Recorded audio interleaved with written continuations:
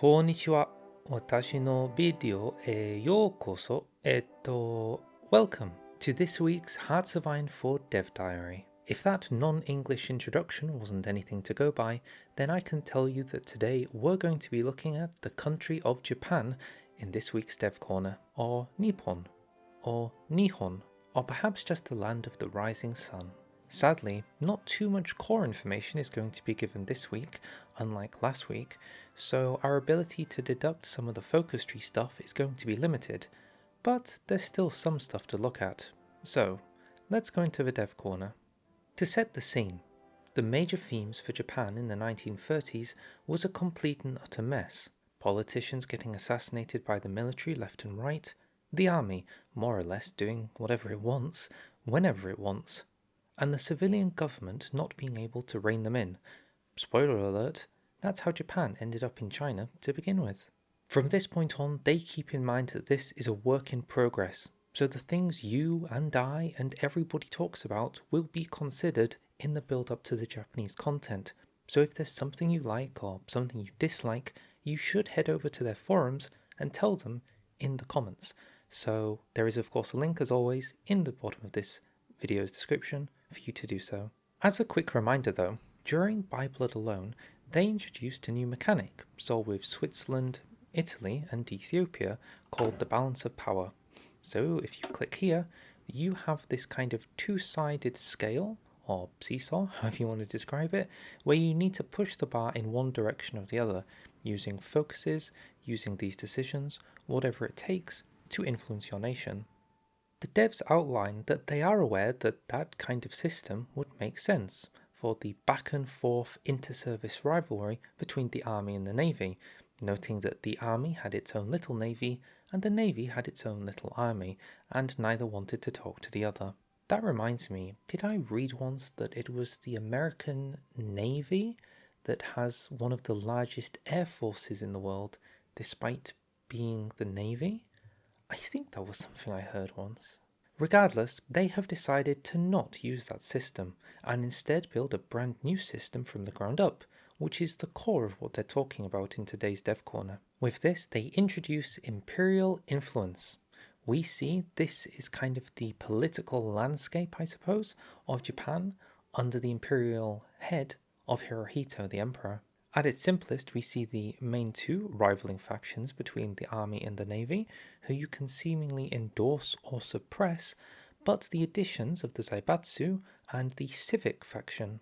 While the two on the left are, I guess, somewhat more obvious, I think I can note that we've got the Sumitomo, Mitsui, that's of course at the top there, Mitsubishi. I think they were the primary creators and deliverers of the Zero fighters that made up the bulk of the Japanese Air Force. So that's kind of your industry all there, and then this is your government, one can most likely assume. If I was to take away two things from this interaction, but maybe there's more, the first thing is you will note there are a list of dominating, influential, meddling and subdued, and they each have a portrait outline which seems to indicate who's in control. So the further left you are, the more in control of the nation you are. With that then, I can also consider that Hirohito is not necessarily the strongest faction in his own country. I'm trying to decide then, if through the lens of playing Japan, are you supposed to be playing as the vision of Hirohito, where you are trying to guide the nation while dealing with these elements, these sub-factions within your country who can have more power than you? Or are you supposed to play as independent of Hirohito and he's just there? Because if that's the case, I'm surprised there isn't a totality sort of imperially loyalist faction which has zero bonding to anyone else and exclusively wants the will of the emperor at all times, whatever that might be. I also wonder if they would have like a dedicated UI window for this, judging by the kind of strange border it's established. Would it take the place of where the balance of power button is supposed to be? So you click that, which would probably be on the left here, and then this window opens up instead of balance of power. I'm unsure. In our given image, we can see in the decisions menu there's going to be internal faction demands. The civic faction demands trade law changes, so maybe they're having some civilian population problems. If you change your trade law to export or free trade, you could get 15 political power, which is basically nothing, and a small amount of influence with that faction. If you fail to do so, you will lose political power, but you might gain war support and recruitable population factor. I wonder if there's a universe where the strategy for certain playthroughs requires you to fail certain faction demands, because 5% war support can have its uses. On the left, it feels like they've added in what looks like a focus description for Army Weapons Administration headquarters, where if you're at war with a major country and the army faction is at least influential, which is what we saw earlier, then you can gain some breakthrough progress. Good to see that special projects have not been lost, as well as for land facility construction speed. With this, the army faction will be very happy, giving you fuel capacity improvements, as well as your artillery getting better with the fighters, but the navy won't be so happy that they're being overlooked, so to use your ships is going to be more expensive. It's hard to say what my initial reaction to this is going to be, because on one hand, it is a good representation of what was historically happening, the interwar conflict between the various factions. However, just from a gameplay perspective, I am ever so slightly hesitant that it could be annoying if you're making your way down focus trees and every time you wanted to move on to the next focus, you have to be like, right, now that we've done this focus, we need to flip all the way back and get a different faction in control. Oh, and the next focus requires a different faction in control. And you're like moving from faction to faction. And so making your way down the focus tree could be quite cumbersome. It may also be the case that these kind of focuses that require faction loyalty are quite rare, so they're not something to worry about. But it's just something in the back of my head.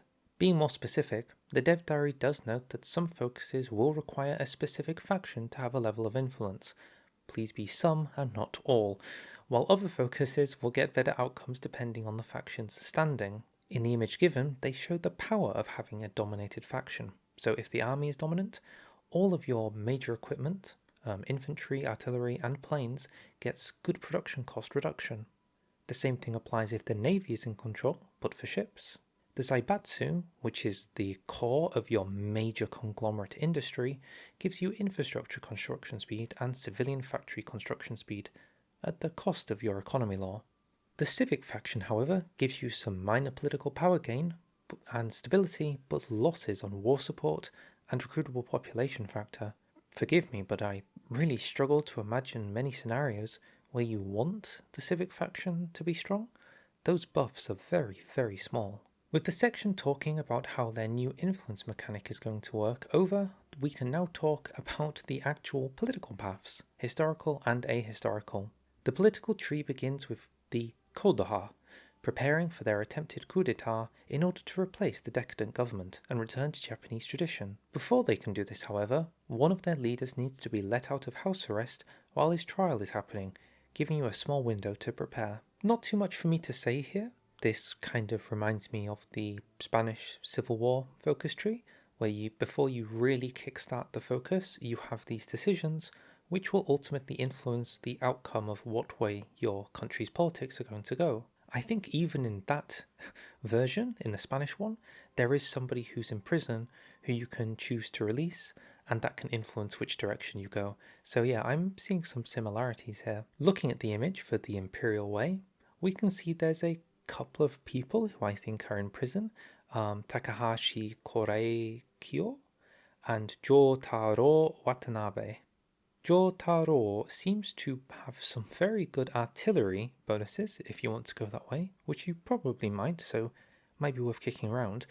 But Takahashi gives minus 20% consumer goods factor reduction.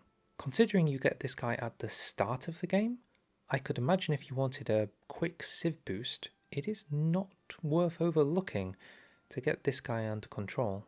Either way, it seems that the Imperial Army wants to take down one of them, if not both of them, so spending 40 political power to give them increased security might be to your advantage. Once the fire hits the flame, the coup will begin, and the outcome you choose affects the path you will ultimately go down. Yes, it's very much so like the Spanish Civil War. That's all I can think of. Automatically completing the first choice of mutually exclusive focus, just like in Spain. You will either be going down the historical Kodoha or anti-military, which later becomes democratic or communist paths. After the trials and assassinations are coming to a head, the coup will fire, and the outcome you choose affects which path you go down, automatically completing the first choice of mutually exclusive political focus. Definitely doesn't sound like the Spanish Civil War tree then. Leading you down the historical Cordoha, which is the very militarized army way, or the anti-military way, which later becomes democratic or communist paths.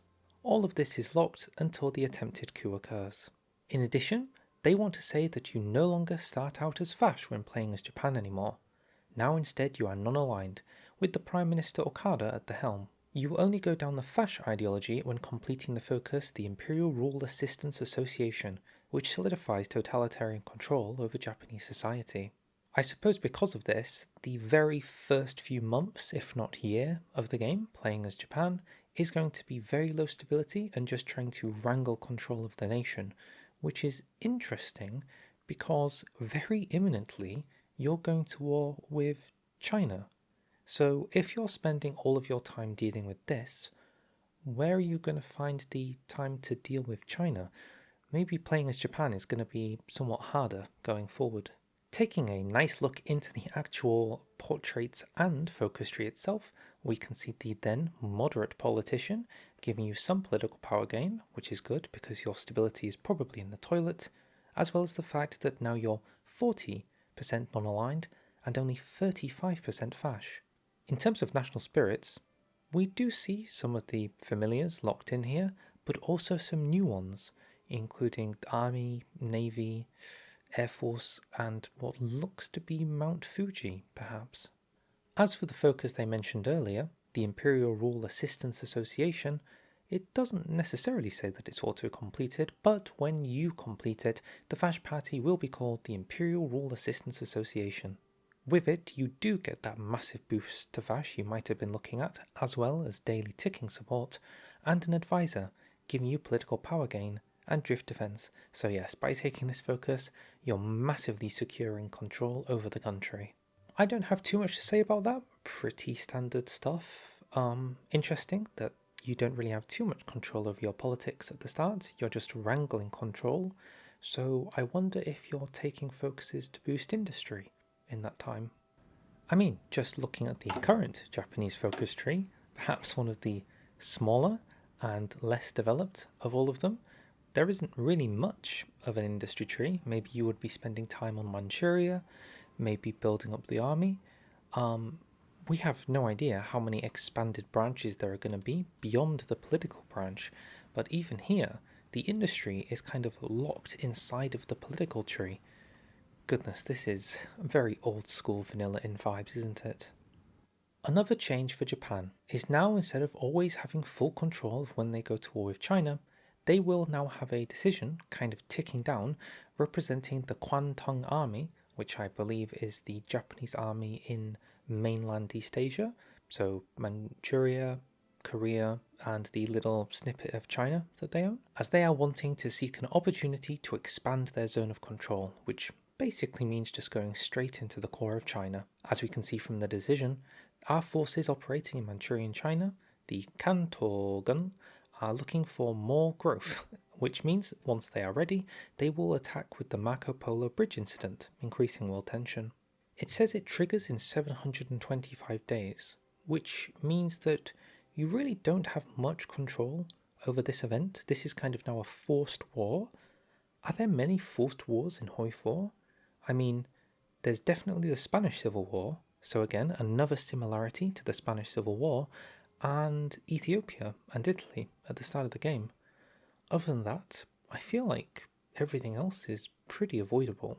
That is, of course, unless you pick the focus, subdue the Kwantung army, which might be an escape. I wonder if historical Japan has the option to subdue them, or if this is exclusively an alternative history thing. Meanwhile, the naval faction might also demand you go to war, with them wanting to strike south, and we see that they can gain the buffs and debuffs by picking the navy over the army, some war support, and basically you need to be going into war with either the United Kingdom, the United States, the Philippines, which is the United States, the Dutch East Indies, which would be the Netherlands, and British Malaya, which is of course Britain. Because of the timeline that's demanded for this to happen, I'm trying to just wonder in my head. Let's say you came into conflict with China, and then it gets to around 38. Is it possible for you to do a very early conflict with the Dutch East Indies, because they're not in the Allies, and take the East Indies prior to Germany invading them, and then peace out the Netherlands? That's probably not going to be an option, but considering they're the only faction I see there that isn't owned by a major, or the only country that isn't owned by a major, it was just something I was thinking about. If in 361 days you do not go to war with any of those countries though, you gain 50 naval experience, which isn't too much, 50 command power, which isn't too much, and 50 political power, which isn't too much. Honestly, completely ignoring the naval faction and going after these places when you're ready may be worth considering. The hope is that by doing this, it plays into the feeling that Japanese politicians had historically, where the various elements within the nation had different aspirations and were basically completely ignoring what the central government wanted to do and kind of doing whatever they felt like. As our dev diary begins to wind down, they note that we do have more options than before, as the Northern and Southern strike doctrines are available to both the historical and Kodaha branches through their shared foreign politics branch. So there are going to be more branches.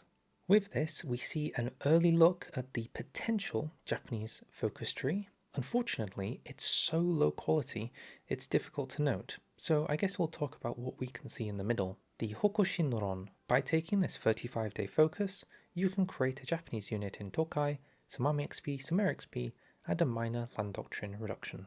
So a very kind of small time focus. Do you know what? I'm not going to let the dev diary hold me back.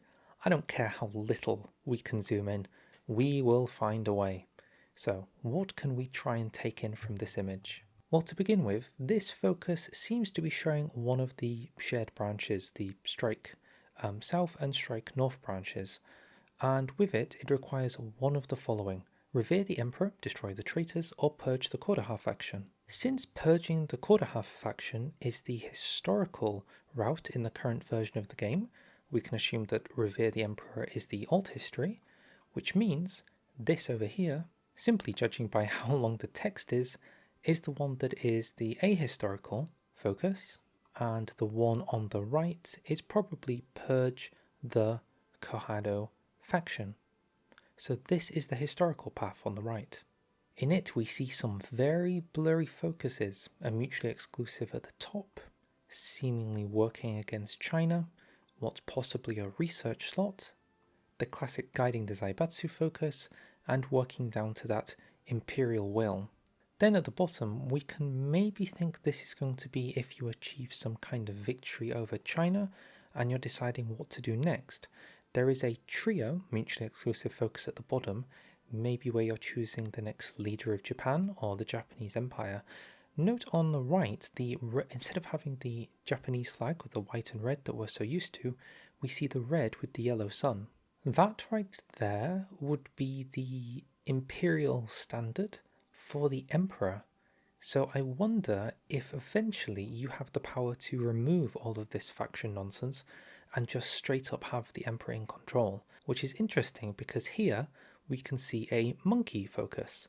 I know this because one of the teasers for the dev diary clearly shows a monkey. More specifically, the monkey's name is Momotaro, from Momotaro's Sacred Sailors. This was a propaganda piece of film that was meant to really show that the Japanese, in their kind of colonialism, neo-colonialism, was actually trying to reverse the effects of Western colonialism over Asia by liberating people. Again, this is through the historical section, and that did historically happen, so what this means in the wider context of this focus tree is quite interesting to find out. On the ahistorical side, which I believe was traditionally the shogunate path, we can see a push down towards the green Japanese pheasant, which is a lovely bird icon we saw in the other image alongside Momotaro. Additionally, there are traditional focuses involving the Emperor and the old Japanese, well, I guess new Japanese flag. Is it just me, or is this focus at the top Ethiopia? Is this sending aid to Ethiopia? Is that what this focus is?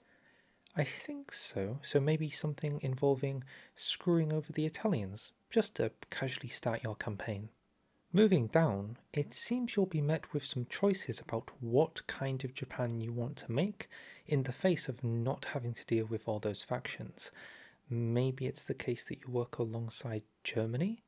I think that's the German flag right there. Maybe go it alone. Goodness knows what this is. Ultimately, the path becomes very straightforward, just heading straight down with some very blurry focuses towards some secret hidden at the bottom. If you have figured out more than me, feel free to tell me in the comments, because as we can see, it's very blurry. It does reuse some focuses, but to understand the core direction of what's going on, I leave the intuition up to you. And with that, we have come to the end of this week's Dev Corner. Ultimately, I feel there's far less for me to say at this very early stage because they haven't shown too much. There are some similarities to the Spanish way of doing things, but ultimately, no real idea about different ways to take the country, just a few new mechanics. If I was to say anything, but this is based on a lack of information, I was surprised how the Japanese focus tree seems to have remained similar to the old one in its kind of very tight formation. They have expanded it with more focuses, I'm not blind to that. However, just on the initial reaction, the branches felt very thin and heading straight down. With that, I'll say thank you very much for watching. I wonder if we're going to see any more countries get focus trees or anything else before these dev corners are over. Big potentials out there include looking at Korea, looking at Manchukuo with a reworked focus tree, looking at the Warlords with reworked focus tree, and maybe looking at Thailand. There is a potential, I think, for Siam, Thailand, to get something, as they were kind of part of that region's conflict. And if you're very ambitious, and I mean really ambitious, you can live in the 1 to 5% corner that the Americas are going to get a focus tree rework. But I'm very doubtful. With that, I'll say thank you very much for watching. What do you think about some of the stuff we've seen? Feel free to let me know. But if you liked this video, feel free to like, feel free to subscribe, and we will march on to find out what else Asia has to offer us in the next Hearts-of-Iron 4 DLC. Sayonara, sayonara, sayonara.